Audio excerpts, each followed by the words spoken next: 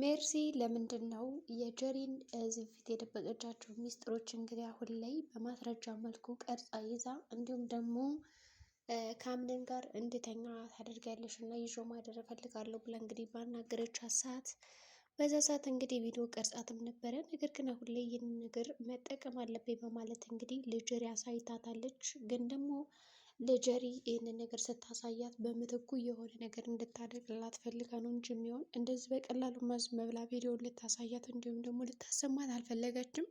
ነገር ግን ሜርሲ ይህንን ማስረጃ ለአምነን ከማሳየው እና ለመላ ቤተሰቡ ከማሳየው የሆነ ነገር አድርግልኝ ልትላት ትችላለች። ምናልባትም እንግዲህ መድኃኒቱን ቀይረ ወይዘሮ ሞርዚናን ልክ እንደ ወይዘሮ ሰማለ እንግዲህ ልታስወግዳት ታደርጋለች ማለት ነው።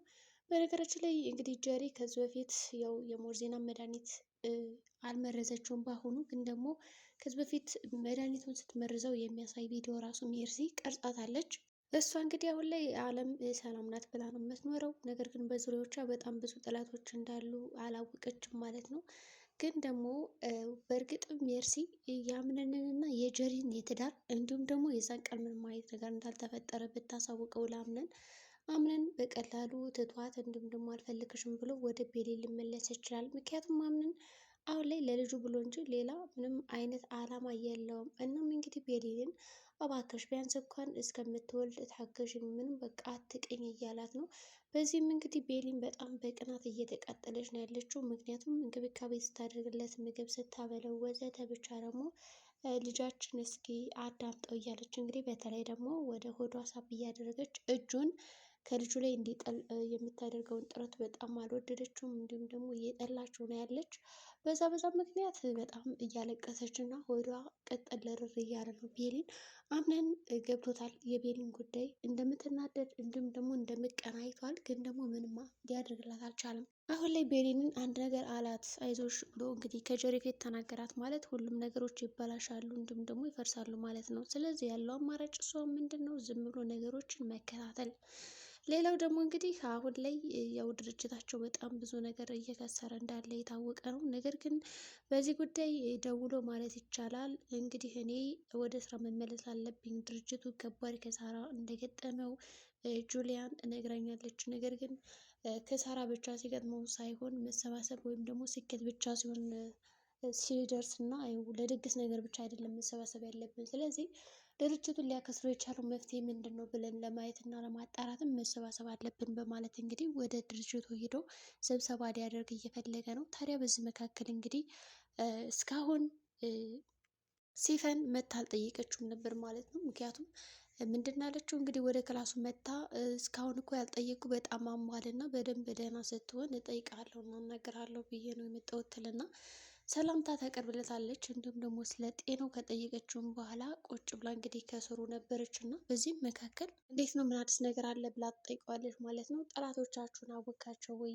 ብላ እንግዲህ ስትጠይቀው እስካሁን ያወቅኩን ነገር የለም በማለት እንግዲህ ይነግራታል። እንዲሁም ደግሞ እናንተ በሌላችሁበት ከሞርዚና ክፍል ገብቼ ነበር ብለዋለች። እንግዲህ መግባቷን አምናለች። እንዲሁም ደግሞ ለአምን ራሱ ነግረዋለች ማለት ነው። ሌላው ደግሞ እንግዲህ በቃ ጠላትማ ሊኖራቸው ይችላል፣ እንዴት ነው እንደዚህ የሚሆን ስትለውም ነበረ። አምነንም በእርግጠኝነት እኔ ከእናቴ ሞት ጋር የተያያዘ ነገር እንዳለ ነው የሚሰማኝ። ምክንያቱም እናቴ ከሄደች በኋላ ነገሮቹ ከቀን ወደ ቀን እየጨመሩ እና እየበዙ መጥተዋል። ስለዚህ ያለምንም ምክንያት አይደለም ይህ ነገር የሚፈጠረው። እናማ ነገር ማድረግ አለብኝ ብሎ ያስባል ማለት ነው። ስለዚህ ያለው አማራጭ ምንድን ነው? እና በዚህም እንግዲህ አምነን ያገኘውን መረጃ እና ማስረጃ ምን አገኝተዋል የሚለውን ሲፈን ለማወቅ ጥራለች። ነገር ግን አምነን ምንም ያገኘሁት ነገር የለም በማለት ነበር የመለስላት። እንደዛ ብሎ ሲመልስላት እንግዲህ እሺ በቃ ይዞ በማለት ነገሮቹን እንደበሰበሰ አድርጋ ነው ያለፈችው። በእርግጥም ዳኑን አስራዋት ሳለ እኮ ገንዘብ ብቻ ነው የፈለጉት እና ምንም ነገር አላደረጓትም። ያው ሰዎቹ ጥሩ ናቸው እያለም እንግዲህ ደግፎላታል። ነገር ግን ሲፈን ምናልባት ሰዎቹ በጣም ክፉኛ ሰዎች እንደሆኑ እየተረጋገጠ ነው። ክፉ ባይሆንማ ሕፃን ልጅ ላይ እንደዛ አይጨክሙ ነበረ ትለዋለች። ሌላው ደግሞ ስለተቆረጠው እጅ እንግዲህ አንስታለትም ነበረ። የማን እንደሆነ አወቅ ስትለው አላወኩም በማለት ነበር የመለሰው።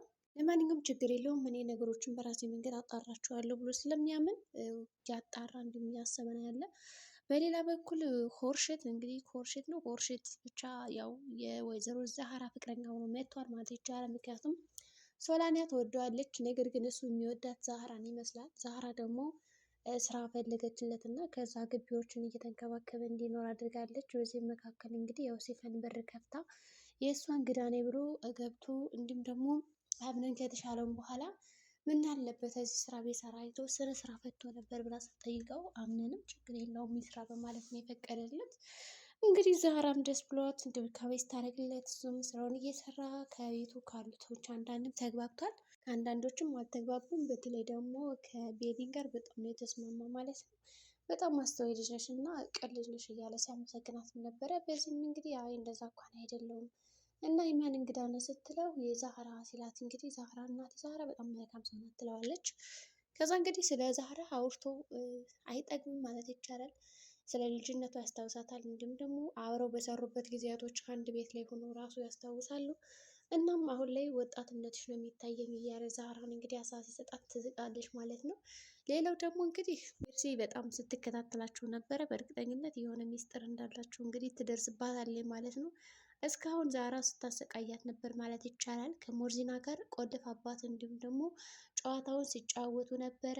ሞርዚና እንደፈለጋት ተጫውታባታለች ማለት ይቻላል። እንግዲህ ከሜርሲ ላይ ሜርሲ ብትጮህ ማንም ሊደርስላት አልቻለም። ምክንያቱም ዛህራ ቤቱን ቆልፋባት ነበረ።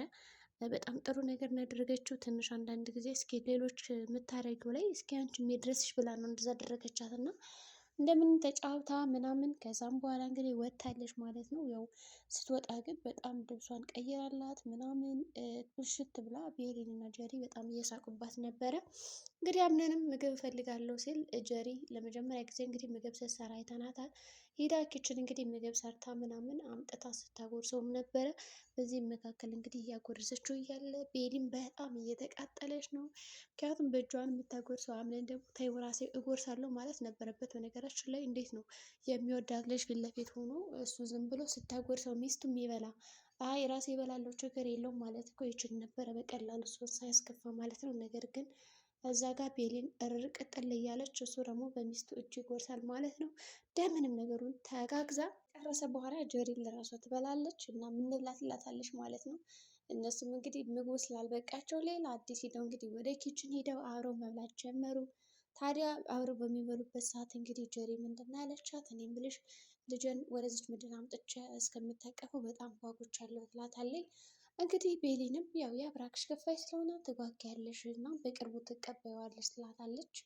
እንደዚህ እያወሩ እንግዲህ ተጫውተዋል። በእርግጥ ጀሪ ይህንን ነገር ያነሳችላት ቤሊንን ለማቃጠል እና አምነን የኔ ብቻ ነው ለማለት እንግዲህ መልእክት እያስተላለፈች ነው።